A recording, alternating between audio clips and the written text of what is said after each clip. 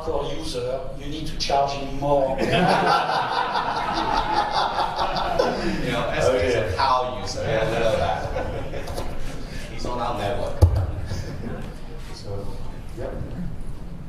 As a print media publisher of obviously, we prefer topic more because on one hand the portability is high, on the other hand the bigger screen is more, convenient and more enjoyable to read on the tablet for print media content, which turn into an electronic version but with active multimedia content.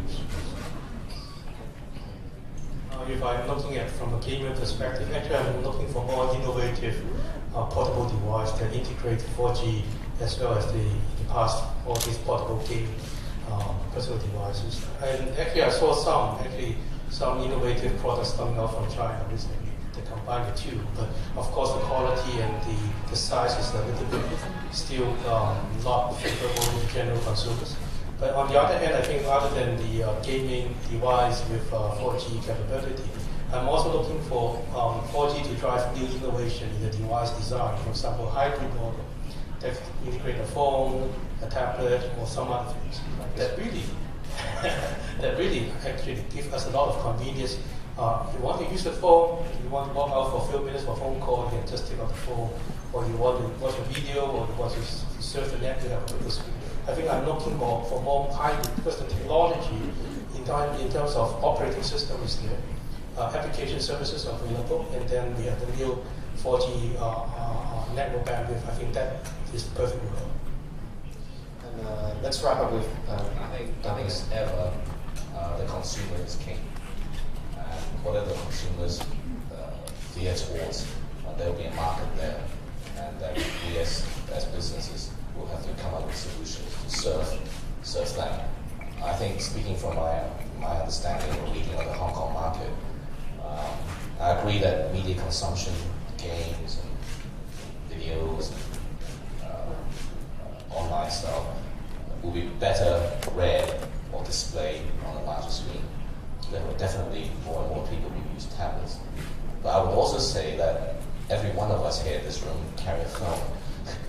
And it's more likely to be a smartphone these days.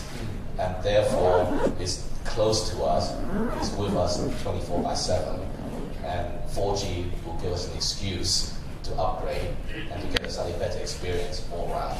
And I think if the hip devices come in the smartphone era sector, it will help bring 4G usage up, to where it should be, and then everybody else will benefit as well, as we'll be able to make more investments to cater for other form factors. So I think what you're saying is you want to sell as many devices as possible anyway. Connections. Connections. All right. Well, thank you very much, guys. So we're now going to have a Q&A session. We're going to open up questions to the floor. So if you'd like to raise your hand if you have a question, I'm sure we'll have someone come around for a mic. So anyone got any questions that what they want to ask about 4G mobile experience in general? And please bear in mind that we'll save questions for SmarTone after the next session. But sorry. I don't know what the difference is. Robert Clark from Light Reading. So this is about 4G. So Douglas, so where does the benefit come for SmarTone in the 4G era? You're taking more data over your network, but where else are you getting your money from? Clearly, there's still 30% of our customer base that are not on smartphones yet. I'm sure that as we evolve, more of these people will adopt smartphones and will then start subscribing to data plans. For those people who are already using smartphones, we're seeing an inexorable rise in data usage. And if operators start to charge on volume consumption, then there will clearly be a tighter coupling between investment and revenue. And this will have to happen, and it's already happening here in Hong Kong.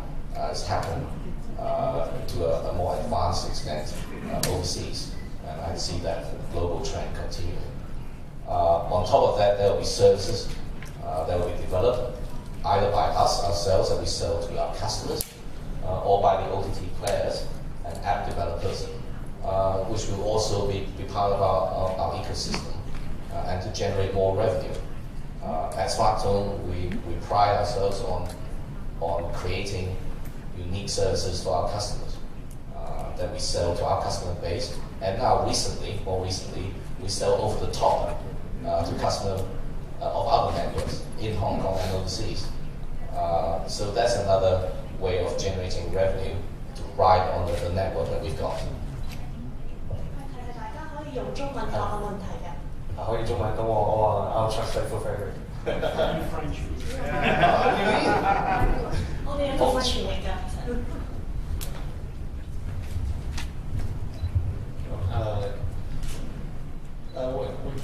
How would you say, because he was sitting in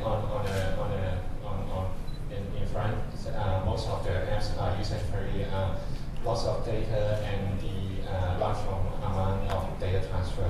How would you say, because now the unlimited plan have the 5 GB by the fair usage, and most of the apps like MyTVB and Hong Kong Economic Times use very easily to use more than 5 GB usage. So why would you guys see on there and just tell us to use more of your apps and that kind of stuff? Well, the fact of the matter is, it's like other utilities, electricity, water, gas. If you consume more, you will expect to pay more. That's a reality. If you decide at your own home to switch on your air conditioning in all rooms 24 hours a day, you will have to pay more. It's the natural economics of things. And why is it that you should expect other people to subsidize you for your excessive usage? I think, provided that you don't get a bill shock because you don't even know what you're consuming, we have ways of telling you what you're consuming and advising you that increasing charges are coming, so you know what you're doing, you know what you're consuming, you know whether you want to consume further. I think that provided our tariffing is fair, reasonable, and transparent, that's acceptable. You're accepting it in other forms of consumption anyway. Why should broadband availability be any different? Especially, you need to take into account wireless and mobile. The cost scales with usage much more tightly than a fixed line.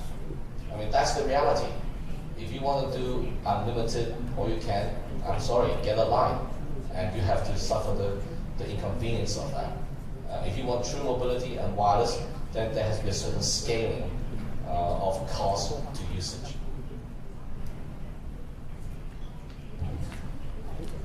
Just one thing. In the same time, you have the law of more.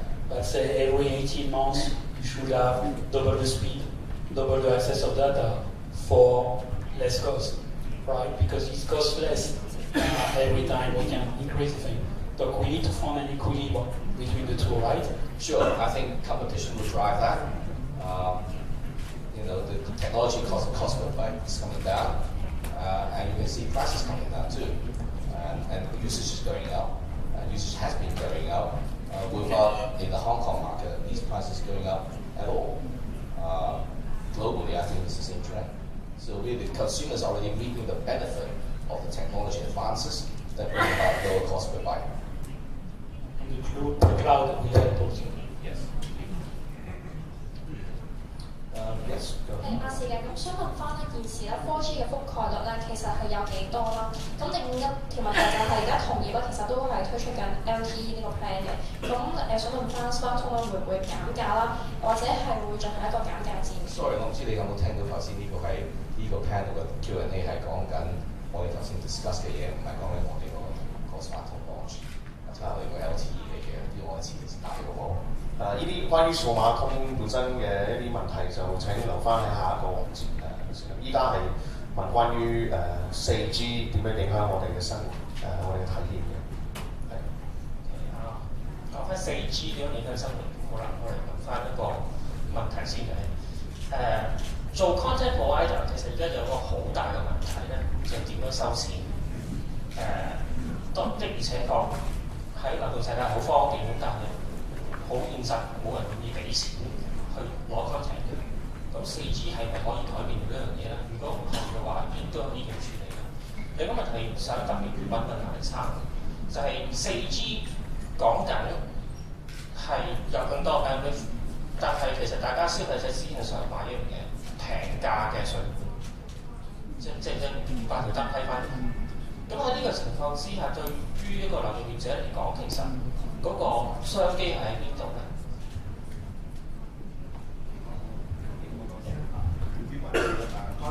？content 點揾錢啊？咁麥生可以講，其實咧揾錢其實幾個方法啫。一係就消費者收，一係廣告客戶收啦。咁廣告客戶一係就俾錢，就因為做廣告或者做 commerce 做 transaction。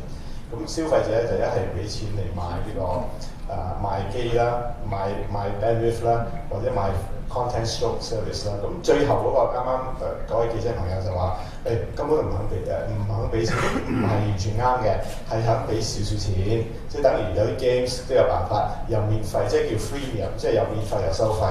咁呢個係一個好考功夫嘅做法嚟嘅。點可以提供？其實咧我覺得消費者咧俾錢咧，只係得兩個原因啫嘅。一個咧就係佢覺得係有方便性。咁我哋點可以因為俾咗錢就有方便性？咁其實第二咧就係佢俾得錢嚟咧，係得到一種享受，一種有少少係個人咯，即係你要做到你嘅服務咧，係收費服務咧，唔係淨係因為個內容而俾錢，因為內容俾錢我哋明白係有好多翻版，即係有好多方法途徑係免費攞到，但好似你做到你嘅服務咧，係第一好方便。第二咧係個人啊，即係點解你玩 game 嘅時候咧，玩到咁上下都肯俾錢買武器咧？因為你已經有好公道嘅，你好願意俾嗰啲錢，因為咧你上咗人，你開心啊！嗰個免費 game 咧氹到你咁開心，氹到你開心到咧，你繼續玩落去，你俾錢就覺得 OK， 我肯俾。其實你諗下你自己消費啦，好多時你肯俾錢都唔係攞 basic functionality嘅，係攞方便，買個方便或者買個個人。你上癮，但係上癮呢樣嘢點令到你上癮咧？我哋作為內容咧，要識點去 present 到個內容，或者做到個服務咧，令到你有滿足感。其實個內容本身都係想滿足你㗎，想娛樂你或者俾資訊你。但係我點可以做到多去到越嚟越深，等你越嚟越用時間喺我嗰度，跟住咧你過日我就開始要求你俾少少錢啦。咁你都可能好容易。或者我亦都補充一句，其實真係唔係話每一個消費者都唔願意去付，即係俾錢去用 services 或者玩遊戲。其實我哋睇到好多數據就話，好多消費者係願意去 download 一啲免費嘅遊戲，但係當佢玩到某一個程度嘅時候，佢需要更多 satisfaction 去個滿意程度，或者佢更加追求入邊有好多譬如說唔同嘅過關啊，唔同嘅道具，其實佢哋會願意去買。但係當然就係話個 business model 唔係一定話你一定要花錢去用錢去買，亦都入邊有好多唔同嘅 business model， 或者經過廣告啊，或者經過其他嘅途徑去做。咁所以就係話好科就係話，即係好同意就係話最緊要係睇個 content 係咪夠吸引，係咪夠吸引夠 sticky， 即係令到有黏性去到用戶對呢個 content 入邊，咁佢哋其實就會自然發展。但係好多時你睇到以前嘅 online game， 以前嘅web game， 其實有好多都係好不斷有新嘅 business model 出嚟。玩嘅時候已經開始玩嘅時候已經係免費，但係不斷係有新嘅 business model 吸引佢哋去喺呢個遊戲入邊或者喺呢個 service 入邊去使錢。我諗呢位記者朋友咧，我諗會多啲可能我重點喺印刷傳媒嗰度，因為印刷傳媒咧好多時咧喺2000年科網潮嗰陣時咧，一窩蜂去搞好多網站，咁搞到網站咧好多都到最後咧係蝕本收場，係正如你所講啦，收唔到錢，係咪？無論係廣告啊，或者你真係 online subscription 啊，都收唔到。咁咧，所以我哋印刷媒體咧，即係面臨一個好大嘅問題咧，就話你點收錢？點收錢？我哋成日同我啲同事講咧，喺而家呢個現代呢個 digital 世界咧，年輕人咧係唔會俾錢買 data or information， 因為佢已經有 concept 咧係 free 㗎啦。咁所以好多時咧喺互聯網或者喺 mobile digital 嗰度嗰啲 device download 嗰啲嘢啊，咁佢諗住係免費嘅，或者而家免費報紙流行嘅都係免費，係咪？咁但係咧，我哋話如果你要點樣收錢咧，你俾 knowledge or wisdom 嘅一啲，人家就會俾錢你。因為 knowledge and wisdom 咧係好貴，咁所以咧個在乎咧個 content 你個內容你點樣做，如果你做到俾到智慧、俾到知識佢哋啦，就人家會願意俾錢我。可能講得好空泛，舉個實例，譬如話我哋經濟日報集團有個叫做經濟通，經濟通其實俾緊咩咧？係一個好real time 嘅 financial stock and 嘅 information service， 佢係一個比較好複雜嘅一個整個研發過程。咁所以有好多嘅機構投資者啦，佢就要用呢個 service 啦，係去進行嘅 trading。佢唔會信免費資訊㗎。喂，我大拿拿幫客戶做緊幾億元嘅買賣，我點可以信免費資訊得？佢一定係要一啲 analyze data，analyze data 咧係由專家啊，有好多俾佢，好 reliable 嘅。同樣，而家好多免費報紙都收唔到錢㗎，而係 electronic version， 但係經濟日報同信報收到，我哋係要收錢嘅。咁所以咧，經濟日報發展到今天咧，譬如我哋嗰個網上嗰個收錢嘅 version 咧，係講緊成年過2萬。咁但係我覺得，如果4G嚟咗之後咧，更加 benefit 到我哋嘅印刷媒體，因為點解咧？好多時間我哋要將我哋嘅印刷媒體變做呢個 digital 嘅話咧，要人家無論通過 iPad 或者佢 smartphone 去買喺 App Store 買嗰陣時咧，我哋遇到好大問題咧，就係個 download 時間好長。咁有好多嘅真係想特別年輕一代咧，唔再睇印刷媒體嘅啦，佢係想喺網上或者喺個 digital 嘅手機或者佢嘅 iPad 嗰度 download 嗰時咧，佢時間一長，佢最後會放棄。但係如果4G嚟咗之後咧，就有個好處啦，即係我快好多。你我覺得係可以做到咯。變咗同埋咧，有陣時咧，譬如話佢同個朋友傾偈，譬如我邀請先來嚟，呢期講我喺北海道，我諗香港人會中意日本旅行。我聽佢講，佢冇接觸過邀請先，我講北海道中意喎日本喎。佢而家即刻 download， 即刻有嗰個 impulse buying 嗰陣時咧，購買衝動，佢即刻做到。正如我正話所講啦，係 anywhere anytime 做到嗰時咧，佢咪願意俾錢。我哋再接受最後一條問題啊，下一 part 咧就可以唔好意思。大家，World English stories will not be China. What I heard here is all about the provider, the way they can sell something.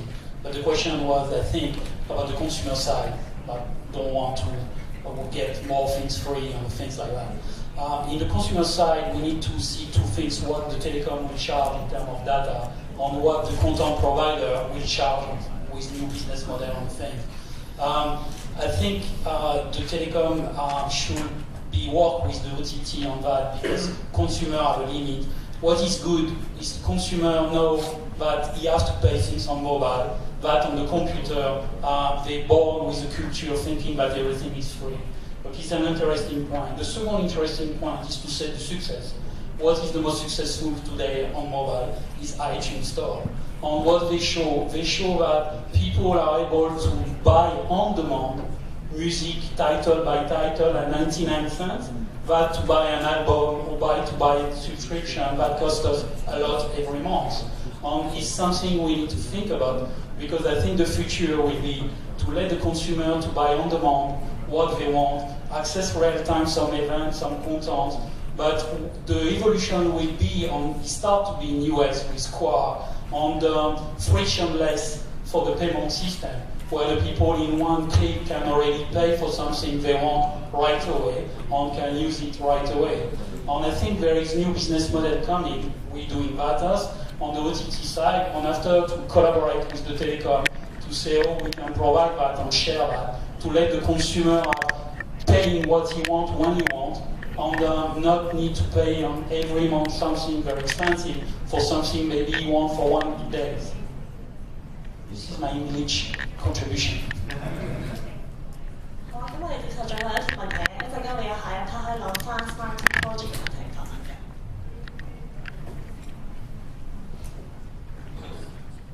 RNHK error。其實我有兩條問題想問。第一條問題想問黎生。你頭先話 consumer is king 啦，咁但係即係亦都頭先有行家講到話，其實我哋普遍消費者而家想要嘅係一個廉價嘅，甚至無限嘅一個使用量。咁其實如果你話 consumer is king， 其實係咪做一個provider 係咪可以做一啲咁嘅服務去俾我哋咧？第二個問題，我想問 content provider 嘅，其實由 3G 去 4G 有最緊要係快咗啦。咁但係其實亦都對你嚟講係一個好大嘅挑戰嚟嘅，因為 connection 係突然間會多咗啦。咁如果話你哋要做多一啲嘅互動性嘅活動，例如投票啦嘅時候，你哋會唔會其實由 3G 去到 4G 可以應變到？我講咗幾個朋友聽先啦。即係第一，我覺得香港喺 mobile 嘅價錢咧係好低嘅，全世界已經即係最低嗰個。